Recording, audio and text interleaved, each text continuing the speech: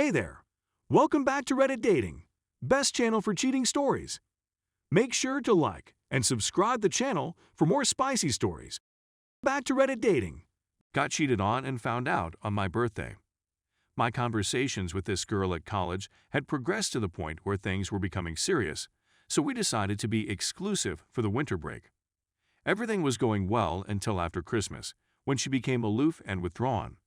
It was at this point that I should have realized something bad was about to happen, but I texted her to find out what was going on and she replied, "I really like you, but I'm super overwhelmed and I'm going to be super busy, so I'm not sure if we can have a serious relationship," which I was fine with because I wasn't in a hurry, and we agreed to give it a chance.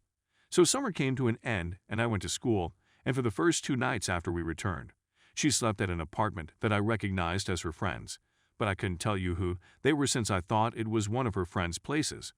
I eventually get to see her on the 3rd night, and everything returns to normal. It was a great deal of fun, and I felt confident in her once again.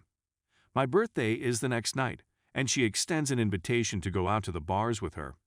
However, she spent the whole night speaking with this other individual, and I was starting to get concerned, so I introduced myself to him, and it turned out to be one of her friends, about whom she had previously said that I need not be concerned. I'm going to be honest with you, that is her boyfriend. Her closest friend tells me as they part ways at the end of the night. I'm going to be honest with you, that is her boyfriend, and she is going home with him tonight. They had just spent dating for a week when this happened. In other words, she was clearly too busy and overwhelmed to be in a meaningful relationship with me, yet she went ahead and started seeing the person she had previously warned me not to be concerned about instead. Moreover, my friends were there, and I seemed to be an idiot. Even so, she never informed me directly. Instead, she had her closest friend explain it to me, after which I went back home and barred her from communicating with me. It's been the worst birthday ever, and my trust issues are at an all-time low. And the sound of her best friend saying something to me keeps resurfacing in my head, making me feel dumb and embarrassed. Story 2. Wife cheated, right? Updates. Update 2. As soon as she told me that she was tapering off social contact with the other person, I immediately went to my house and concealed a voice recorder in it.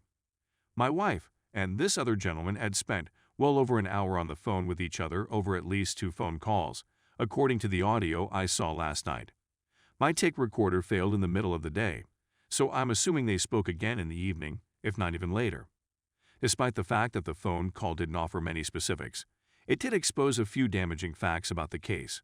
They spoke for a while about the current state of affairs in our marriage, which she said he was completely unaware of. They spoke about how they may use the hidden phone app on their phones to avoid being discovered. She referred to me as a jerk since I was late for breakfast on that particular day. They also spoke about a zillion other topics and made light of them. Since we began dating, I haven't heard my wife become this enthused about anything. In response to my questions, she admitted to parts of the information while rejecting other aspects. I'm not sure how much I care anymore. Update 3. The past 2 weeks have passed without any communication with my wife. She got in touch with me a few days ago and asked if we could talk. I informed her that I would not discuss anything with her until she was ready to share everything with me. It was then said that she was aware that I had wiretapped her phone, which I did not do, but did allow her to consider the possibility, and that she already knew everything about me. I told her that I needed to hear it from her on the record. She ultimately agreed to sit down with me and tell me everything she had to say about her life. She came to my house and said that she had a relationship with the other person and that it had been going on for 6 months. She said that she had reserved a hotel room for the day before our anniversary in order to spend the day with him, which was the day before. Moreover, she indicated that she had continued to communicate with him after being caught and that he was supporting her in responding to my questions. She states that she has finished her connection with the other man and is now focusing only on our relationship with each other. She finally admitted her guilt 6 agonizing weeks after I spotted her at the hotel. I believe the only reason she confessed was because of my persistence, but she later indicated that she had always meant to tell me but wanted to be sure it wouldn't do any damage to either of us before doing so. Those 6 weeks have left a trail of ruin that is unrecoverable. Final update. Basically, my 7-year-old wife had an affair with a colleague. As a private investigator, I discovered her at a hotel with the man, and she denied any wrongdoing. First and foremost, If you're in this circumstance and even vaguely suicidal, don't do it. I advise don't do it because you'll lose out on the best moment of your life if you do. That is something I really believe. I know it's difficult to see when you're first starting down this path, but believe me when I say you don't want to lose out on this life. Now for the update. We separated. I deliberated for a long time before making that choice. I wish I hadn't wasted that time, but who cares? She wanted to remain together for some reason that I don't understand. She lied and gaslighted me for an eternity, which ruined any chance of reconciliation for me. It's the most difficult thing I've ever gone through. I was all in throughout my marriage. I wasn't perfect, but I loved my wife and wanted to remain with her forever. I would have done anything to please her, and I believe I did so on countless instances. Now that I'm no longer in that relationship, I can recognize it for what it was. A narcissist draining every ounce of energy from a fine person. That marriage was absolutely one-sided, with one person providing everything and the other taking much more than they could.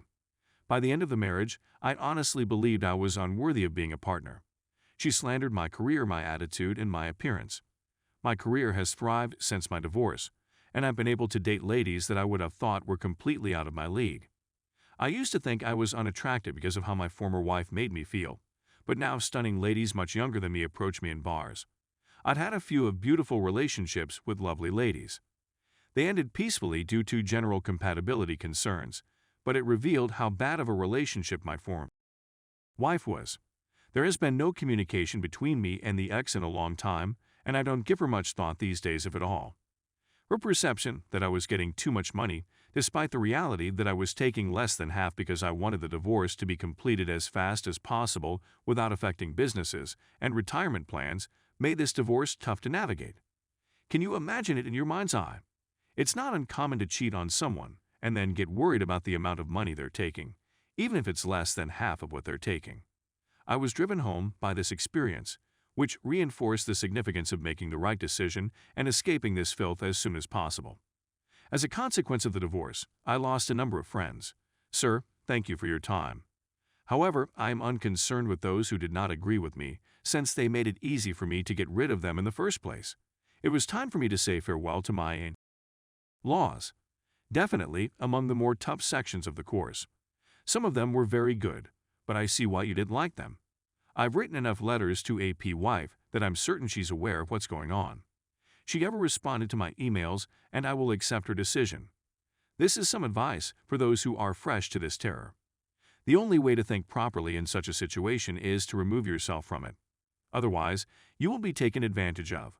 Seek the advice of a professional. I spent a significant amount of time in counseling. IT is very useful. As a result, I've gained a significant amount of strength. Surrounding oneself with friends and family should be done whenever feasible. Take care of yourself by making healthy choices and going to the gym. Limit your usage of drugs and alcohol. Get some fresh air and make an effort to sleep. Take advice from others, but ultimately make your own decision. It is your life. Even though there were some really difficult days. After D-Day, apart from the initial sadness, it was the happiest time of my life. Every day, I'm really happy. Contact me if you're going through anything similar and need some advice from a self-proclaimed expert. I'd be happy to help. Thank you so much to everyone who helped me during my ordeal. I really appreciate it. Cheers.